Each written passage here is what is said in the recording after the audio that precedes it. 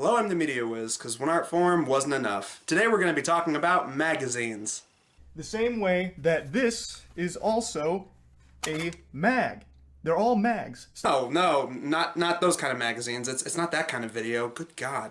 Magazines. The printed books that were around to sell us things, advertise upcoming products, and give us the scoop on various celebrities in a variety of different fields. Plenty of reviewers I've kept up with throughout the years have done occasional videos about magazines. AVGN reviewed Nintendo Power, Kid Icarus reviewed PlayStation Magazine, and even the Cartoon Hero did a video on a rare crossover comic from the Disney Adventures lineup. Now I'm going to be talking about a little magazine I just so happened to grow up with. I had a subscription for it and everything.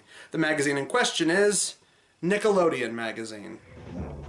Oh Nickelodeon, how we love you, or hate you, or love to hate you, whatever. I've talked about plenty of Nickelodeon properties in my videos, and it should be no secret at this point that I grew up watching a lot of their programming. And one of the handy ways I used to keep up with their channel was, of course, their old magazine. So, like some of the other reviewers I've mentioned before, this will be more a rundown of certain things from the magazine than my usual linear point-by-point style of reviewing. Mainly because Nick Magazine's history has always fascinated me, even after I stopped picking them up. So where did Nick Magazine come from, and where did Nick Magazine go? Well, Nickelodeon, as a company, was originally launched in 1979. All throughout the 1980s, they primarily aired reruns of Canadian and British live-action shows, as well as animated series. However, by the beginning of the 90s, they obviously wanted to get some of their own original content off the ground. So, a way to promote themselves was they created the first run of Nick magazines. They were so successful, they lasted a whole 2 issues. Unsurprising, since they mostly sold these in Pizza Hut restaurants because Nick was partnered with them or something. This was all still a very rough phase for Nick, considering they didn't have any original programming yet, nor did they have the brand power on the same level of Disney to carry their own magazine. Evident by the covers of these first 2 issues having such timely celebrities as Kid and Play and Chevy Chase. So Nickelodeon Magazine was temporarily shut down, but it was relaunched in the summer of 1993 as Nick finally started picking up momentum with their successful line of popular cartoon shows they dubbed Nicktoons. Unbelievable! So don't just stand there. There are lots of ways to show you really want Nickelodeon Magazine. How? Oh, you'll think of something. Nickelodeon Magazine, please. So like many branded magazines at the time, this was a helpful way to advertise what Nick had in its catalog, promoting a lot of their biggest titles like Rugrats, SpongeBob, Jimmy Neutron, Fairly Odd Parents, Danny Phantom, Hey Arnold, Avatar, all the good stuff. Even the ones that were handled incredibly poorly, like Cat Scratch. And funny enough, they actually dedicated an entire issue to promoting Invader Zim. Yes, before the show was actually on their network, Nick was quite proud of the silly little cartoon about an alien from outer space. And then they saw the contents of the show, and now it seems they only pretend to be proud of it because it makes them a lot of sales and merchandising. They even promoted some shows we all probably forgot existed, or at least we wish we could forget, with such classics like Naked Brothers Band and Romeo. It's pretty interesting to look back on some of these issues because I do vaguely remember some of these shows being on, but they barely advertised them on TV. But they also promoted a lot of their live-action shows as well, like All That, Ned's Declassified, Zoe 101, iCarly, Drake and Josh. Awkwardly enough, looking back on this in 2023, but it wasn't just exclusively Nickelodeon, they also promoted virtually anything Paramount was putting out, like this ad for Lemony Snicket's A Series of Unfortunate Events, and of course all the hype for the Kids' Choice Awards they did all throughout the years. But despite the magazine being about 90% Nickelodeon related, there actually was a decent amount of publicity for programming and products from some of Nick's competitors. This issue right here has not 1, not 2, but 3 pages that feature the Powerpuff Girls, 2 of them being related advertisements, and the other being a note written in by a fan who's talking about how much they love the show and their coverage of it in the magazine. In this issue, which has a lot of ads for Scooby-Doo related stuff, both of which I've already done separate reviews for. Oh, look at that, that's so cute. They have an ad for Lunatics Unleashed. I don't even think Warner Brothers is proud of that show. Whatever these guys are.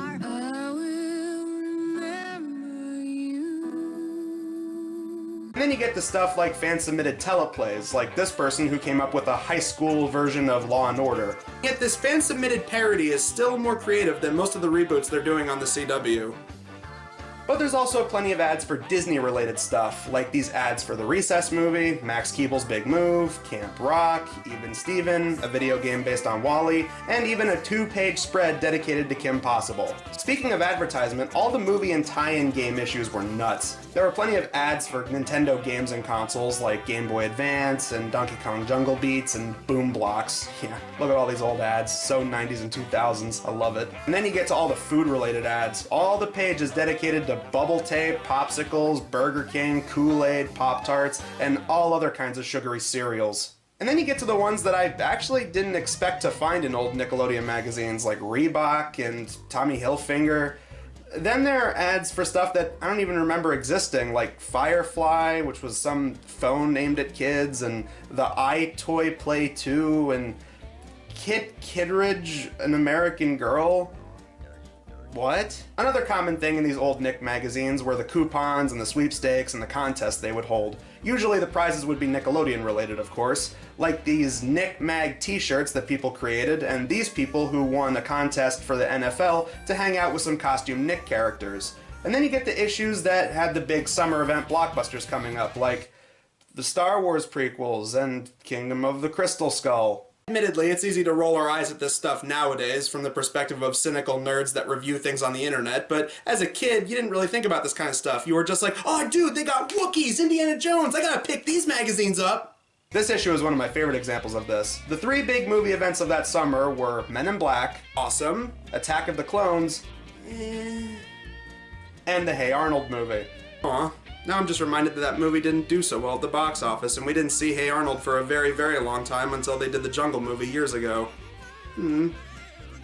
Another issue that has a fun theme throughout it is the issue that's themed all around stupidity, including a page for the fictional group Densa, an ad for t-shirts that go along with the I'm With Stupid campaign, and a meter to determine how stupid you are. The meter including reality shows about reality shows, seeing commercials with talking babies in them, DVD commentaries that feature people who didn't even work on the movie or show you're watching, and the penultimate, considering to vote for Ashton Kutcher for president. Let's see, do I make a joke about the terrible apology video that Ashton Kutcher and Mila Kunis did earlier this year? Or do I make a joke about the inevitable election we have to suffer through next year? Decisions. Honestly, I'm kind of surprised they didn't think of the whole stupidity theme for an earlier issue when they were promoting Jim Carrey's summer movies in the 90s. It would have went perfectly with Dumb and Dumber. Missed opportunity, really. Along with the ads and promos, these tie-in issues also had lots of behind-the-scenes trivia, interviews, and a reoccurring section called Hooray for Holly Whoops, which was meant to highlight goofs and silly, wacky on-set moments. Again, stuff like this just kind of whooshed over our heads when we were kids, but nowadays, yeah, it's easy to roll our eyes at stuff like this considering the mass corruption and scumbags abound that are out there in Hollywood. If anything, you were probably lucky to recognize at least 2 people in the news and interview pages. Like as a kid, I probably would have recognized Jack Black, Frankie Muniz, and Jamie Foxx for the few reruns of In Living Color I watched as a kid. Then you get to some of the more timely celebrities like Lil Bow Wow, Carson Daly, and uncomfortably enough, Danny Masterson. That one didn't age quite so well. All the news and interview sections were also another great way to promote movies, like this interview they did with Steven Spielberg and Shia LaBeouf for Crystal Skull. Other interviews I was able to find throughout some of these scattered issues include interviews with Sean William Scott, Patrick Starr's voice actor Bill Figurbaki, Nintendo's very own Shigeru Miyamoto, and even sports stars like soccer player David Beckham and baseball player Al Leader. While some of these may come off as dated or backdoor advertisements, it is interesting to see some of the input from these people at the time and what they would have had to say about their respective fields.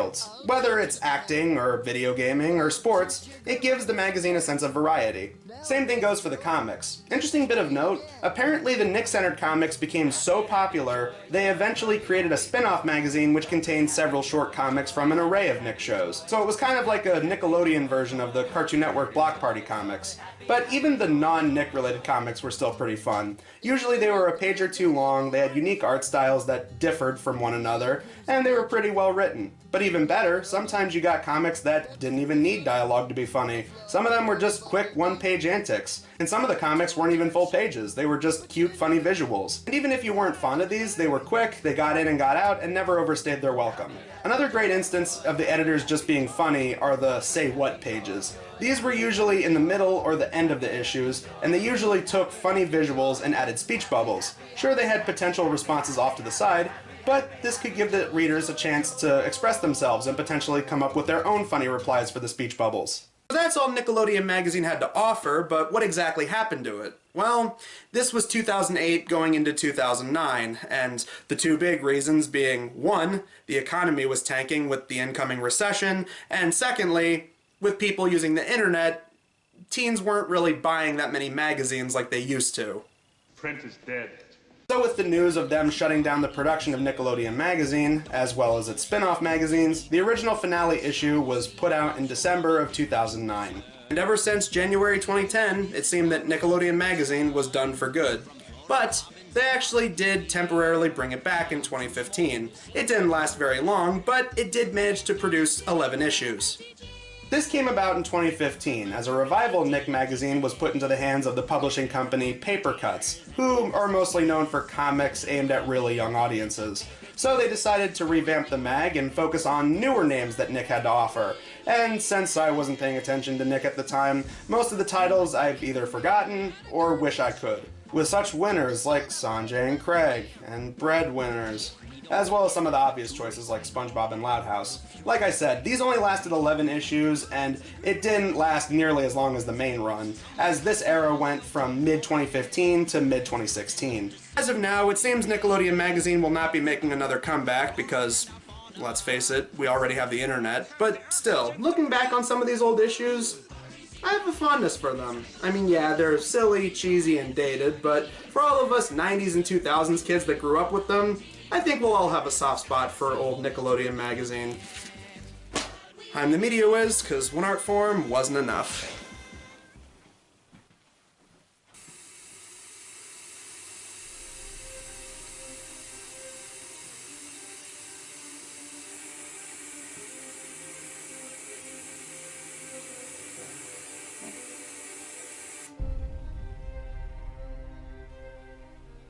Oh man. Oh God, oh man, oh God, oh man, oh God, oh man, oh God, oh man, oh God! Not just cartoons. Arnold, Helga, Phoebe, Gerald, Sid, Grandpa, Stinky Harold, SpongeBob, Patrick, Sandy, keep the Krabby Patties handy, Squidward, Tito, Twister, Reggie, Rocket, Otto's sister, Ginger, Hoodsy, Carl, Macy, Junior high school life is crazy. Not just cartoons. We're Nicktoons. Not just cartoons. We're Nicktoons. Not just cartoons. We're Nicktoons. Not just cartoons. We're Nicktoons. Grandma sings, Paul's McRolls. Cat and dog have separate bowls. Invader Zim and Mrs. Bitters giving Dib a case of jitters. June and Henry, Baby Dill, Angelica and Phil and Lil, Susie, Kimmy, Chucky, Tommy, all their daddies and their mommies. Not just cartoons. We're Nicktoons. Not just cartoons. We're Nicktoons.